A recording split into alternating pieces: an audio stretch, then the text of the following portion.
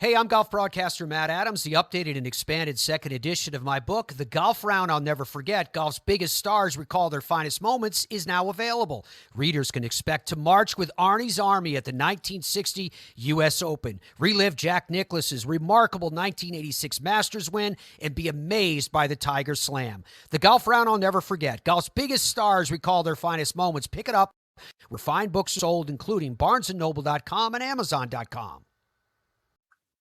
Welcome to Football is Family, a podcast dedicated to the fan and fan experience. My name is Jeremy McFarland, and I want to look at the positive behind what makes football so enjoyable to watch and follow. I want to know why you are a fan of your team, of a player, or an era of football.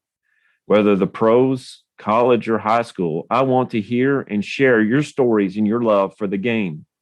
If you want to be part of this podcast, please message me on Twitter at Jeremy_McFarland or on Facebook at the Football is Family Facebook page.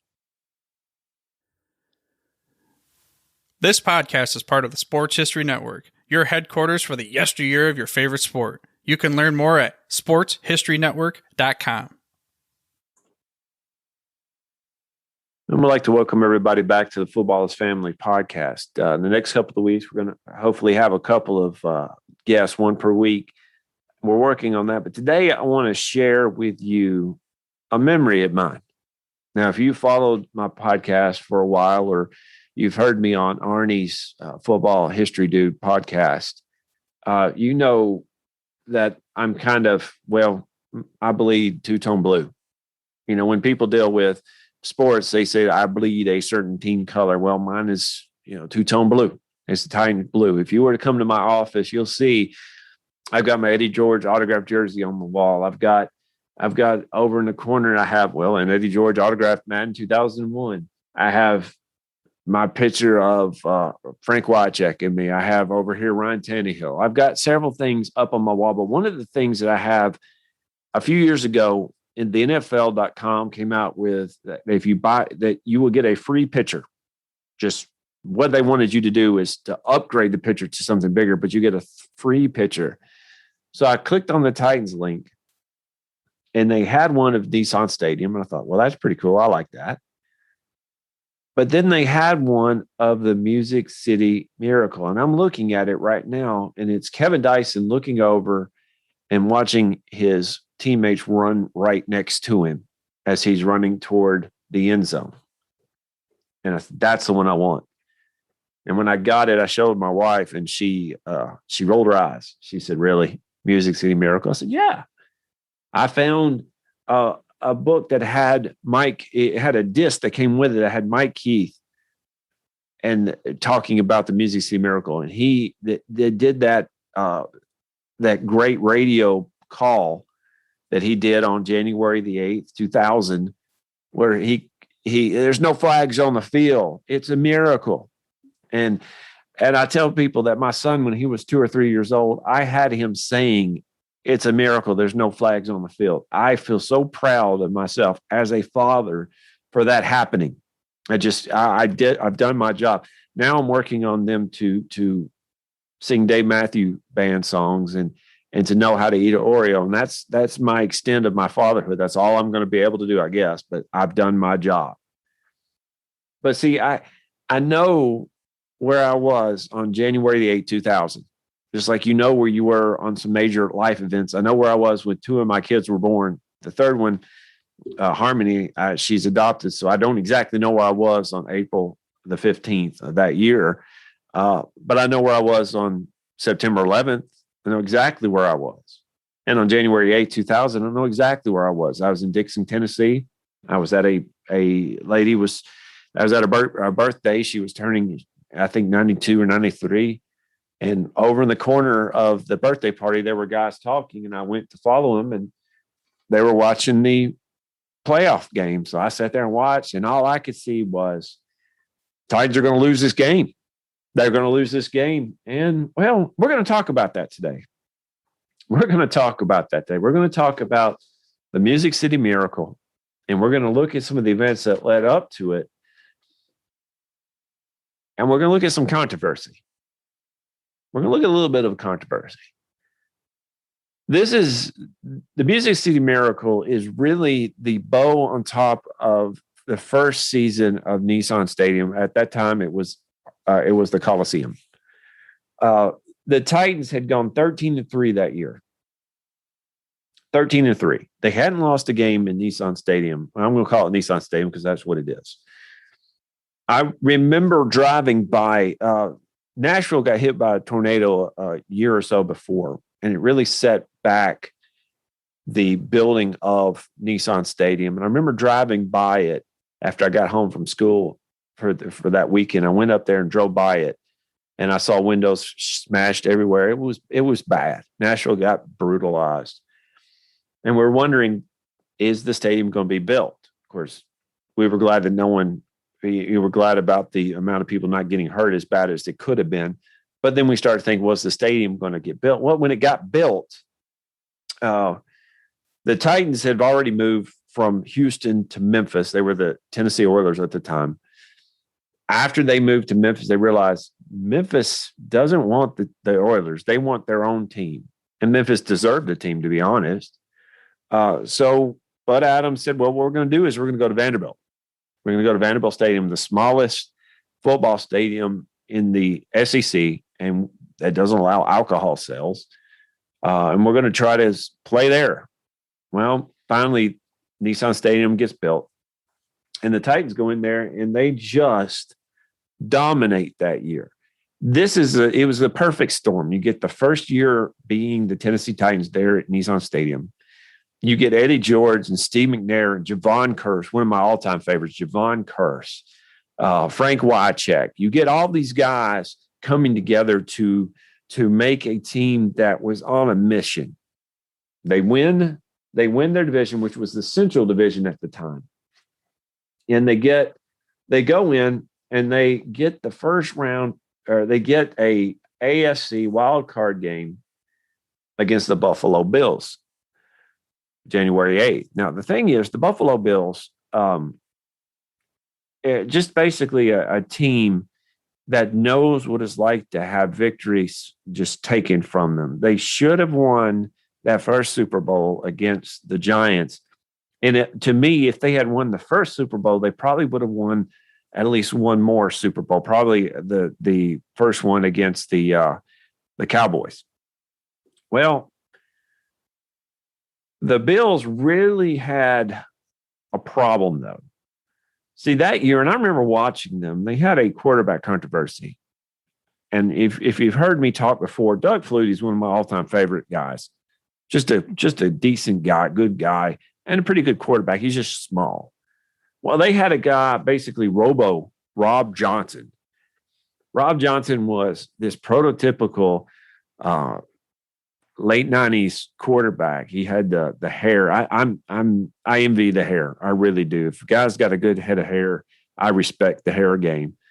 He just looked like he was a quarterback. But the problem was he may look it, but he really wasn't a quarterback. In fact, he was just the kind of guy where he had the arm strength, but if he had the desire and if he had the brains and the ability of Doug Flutie, Rob Johnson would have been a great quarterback. Wade Phillips, the coach for the Bills, wanted to start Doug Flutie, but the front office basically said, you're going to start Rob Johnson. That's fine. We start Rob Johnson. The first quarter of that game, it was pretty much a scoreless first quarter. Now, this is something that you'll find early on in the Titans' run here in Nashville. Jeff Fisher built the team around one man, and that's Eddie George. And that's fine. To me, Eddie George deserves to be in the Hall of Fame. And I believe he will one day. He had the length of time, and he had the stats. I think, when you look at him, you put him in the same area as Ken Anderson and Ken Riley. All three of those guys deserve to be in the Hall of Fame. But you'll find that the Titans built their team, especially in this era, with running and defense. That's why with Samari Rolle and people like that, Blaine Bishop, one of my favorite all-time players, Blaine Bishop. I got to meet him, a good guy too. Blaine Bishop, all these guys, Javon Curse again, Keith Bullock later on. These are some of the great names that really don't get a lot of attention because they're in a smaller market. These guys may not be superstars, but together they made a team that was hard to score against and hard to stop when Eddie George got rolling. Now, later on, you look in the year 2002, 3, 4, Steve McNair lived up to his name, Air McNair, and that's when Derek Mason started doing some amazing things. But at this point, it's a lot of ball control and movement with Eddie George. The first quarter of this game started out with no score. The scoring, though, started when the freak, Javon Curse, sacked Rob Johnson in the end zone. 2 points. You get a safety there. You also get a free kick. This is when the Titans started to roll. Steve McNair ran a bootleg 5 yards to the right for a touchdown. They were up 9-0. Now, Steve McNair it was hurt a lot. The offensive line didn't do him a whole lot of favor in a lot of ways. But what happened, though, is Steve McNair would try to extend plays. He was such a tough guy. The thing that makes Steve McNair so dangerous is he was so mobile, but he also looked downfield. This is one thing that you'll find with somebody like Johnny Manziel, that he would look at his first read. Rick Meyer did this too. He would look at that first read, and if he couldn't find somebody, he would run. Steve would look at his first, second, third read, and if it's not available, then he would go. But he's always looking downfield in order to make sure that his first priority was to pass the ball. Steve McNair ran the ball in this case, up 9-0. Al Del Greco then hit a 40-yard field goal for the Titans to be up 12-0 at halftime. Al Del Greco is one of those guys that is overlooked, but he was a linchpin for the Titans for several years. Now, I have to just gloss over the fact that he was an Auburn Tiger, but, that's okay. That's okay. The Titans now look like they're going to roll, but the problem is that the Bills came alive. The Bills only managed 64 yards at the first quarter or first half. 64 yards in a playoff game. That's not a lot. In fact, that's one of those things that you look at and said, we got to do better. Their first drive, the second half, 62 yards. 62 yards. They score a touchdown to get the game closer, 12-7. Antoine Smith.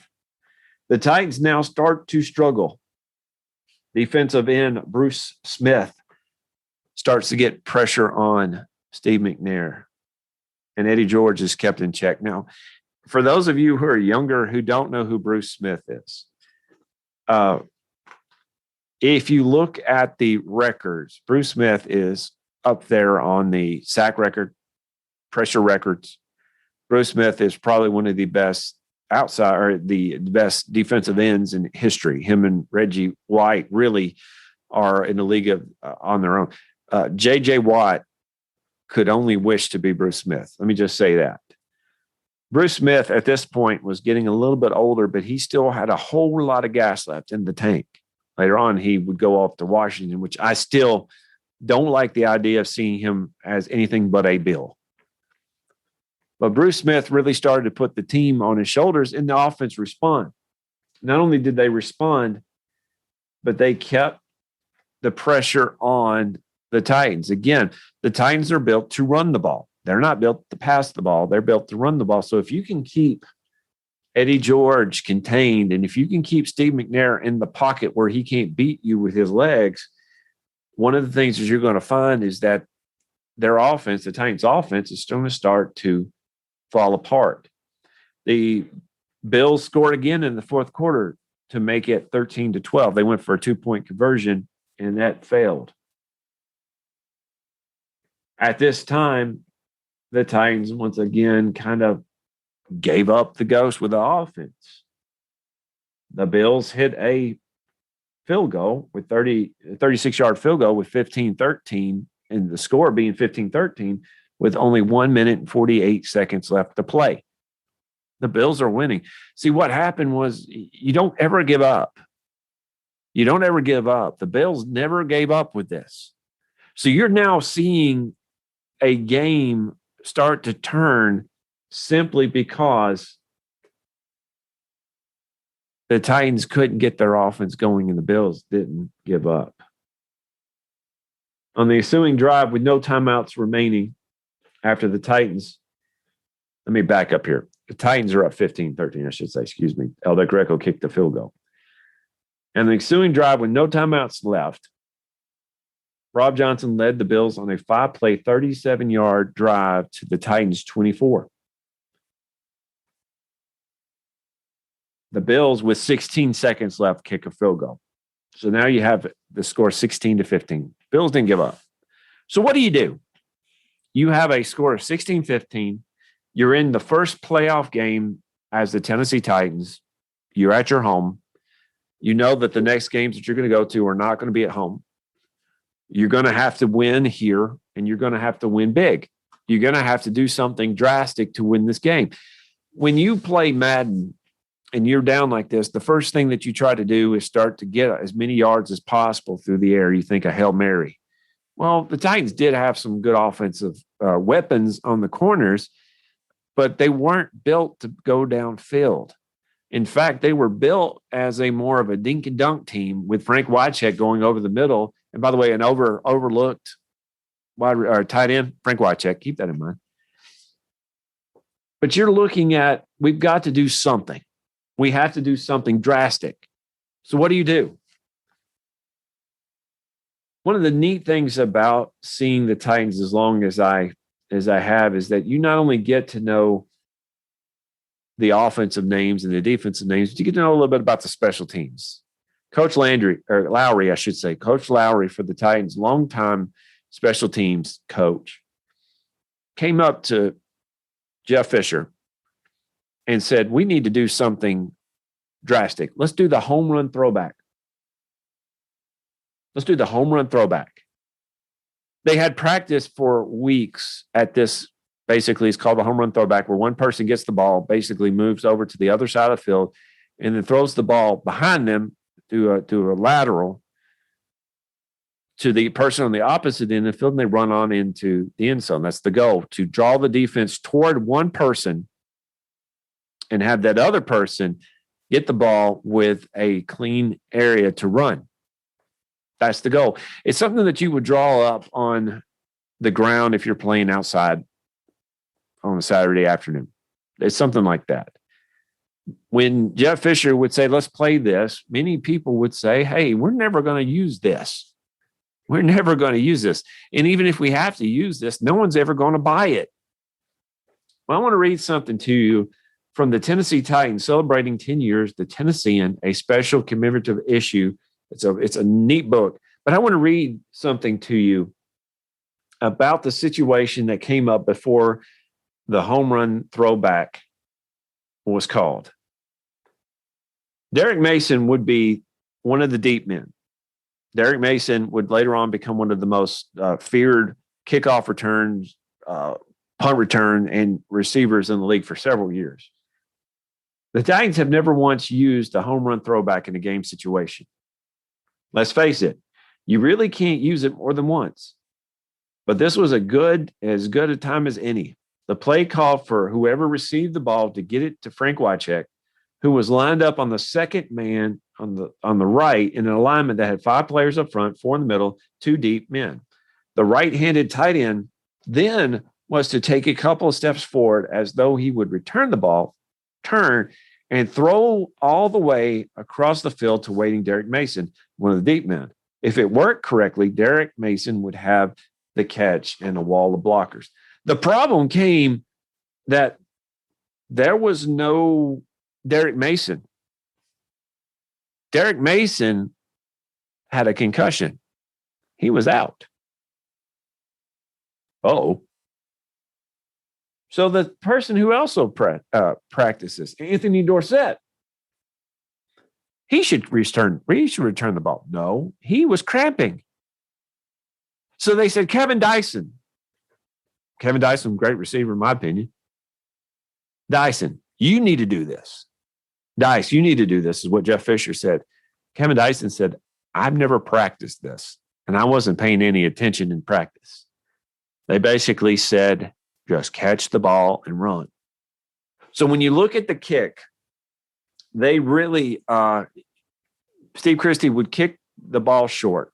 Basically, you want to get, the Bills wanted to make sure that no one could set up a return, and they wanted to stop the ball as fast as possible. So they kicked. Lorenzo Neal, who was a fullback, a beast of a fullback, gets the ball. He basically goes up and hands it to Frank Wycheck.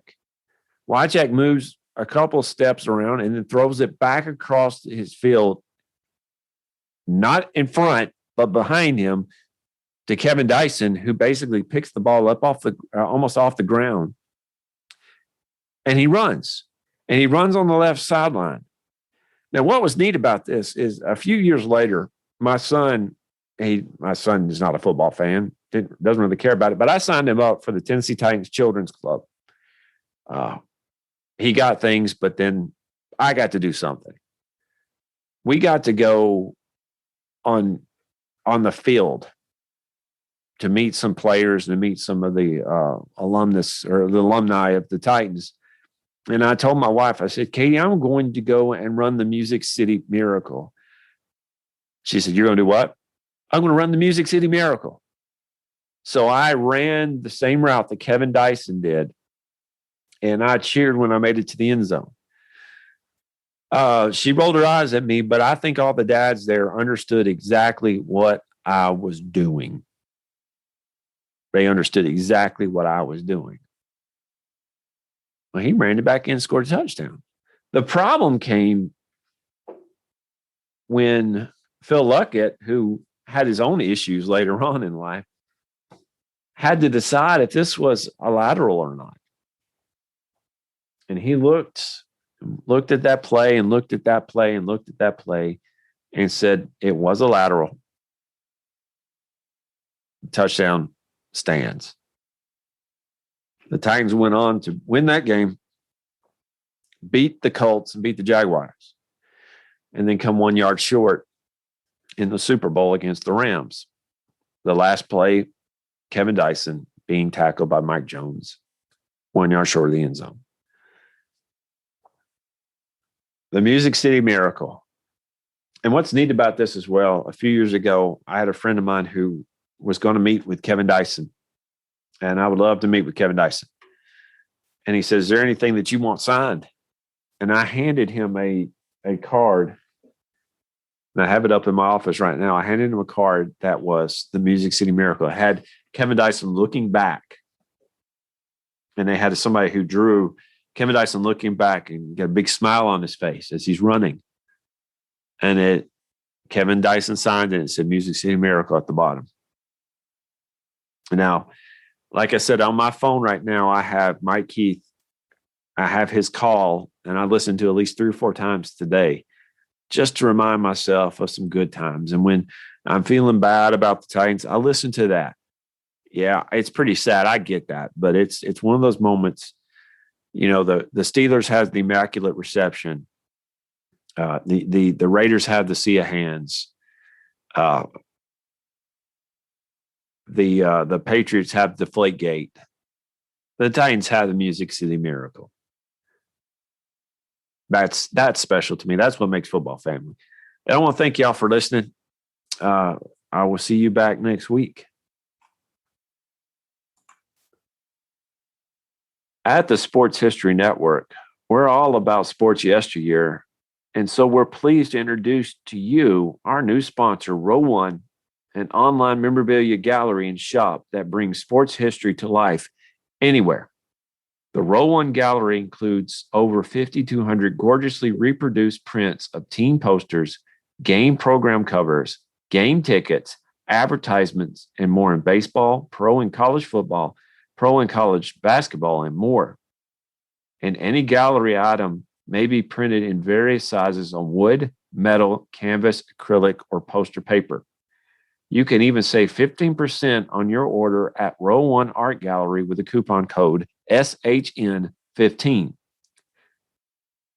And in the Row 1 shop, check out thousands more unique items with retro and historical designs dating back to 1876, including t-shirts with long sleeve t-shirts, phone cases, mugs, blankets, pillows, towels, and even shower curtains. Row 1 Gallery. Don't forget the code SHN15. Hey there, sports history fan. This is Arnie Chapman, aka the Football History Dude, and I hope that you enjoyed this recent episode presented by the Sports History Network and were able to learn some good old-fashioned sports history knowledge nuggets. I started the Sports History Network back in 2020 with the mission to help podcasters find a community of like-minded sports history nerds, as well as helping aspiring podcasters to start their own shows. We have a little bit over 30 shows on the network right now covering all sorts of sports history, but as far as I'm concerned, we're just at the toothpick in the ocean moment, that can't even figure it out because there's so much more coming. We wanted to create the ultimate headquarters for sports yesteryear, starting with Podcast Network and our website, but we're going to continue to move into other mediums as well. And here's the cool part, because we want you to be part of our team. So if you're interested in starting your own podcast, or maybe being a guest on one of our shows, or who knows, maybe even writing an article for us over on the website. Seriously, all you gotta do is reach out to us on the contact page over at sportshistorynetwork.com. You can be as technologically savvy as a Neanderthal tapping on a stone trying to figure out this whole hieroglyphics thing back in the day. Again, it doesn't matter, because even if you don't understand the whole podcast space, we have a production team that can pretty much help you out with doing everything. All you gotta do, head over to sportshistorynetwork.com, head to the contact page, fill it out. That message goes right to me, and I'll reach out to you as soon as I can. But for now, dude, I'm through if you're through.